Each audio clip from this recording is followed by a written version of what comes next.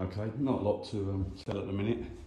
Done the rear exhaust delete,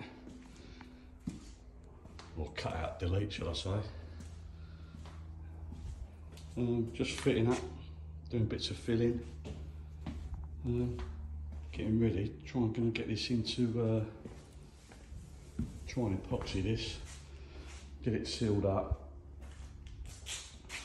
Obviously, cold weather's on the way.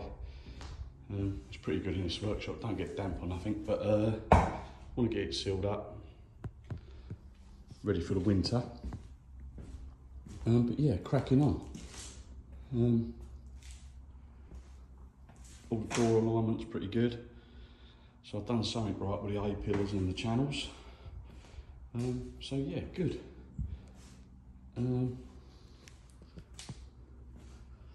500 odd quid spent on primers and fillers and epoxy primers, etc.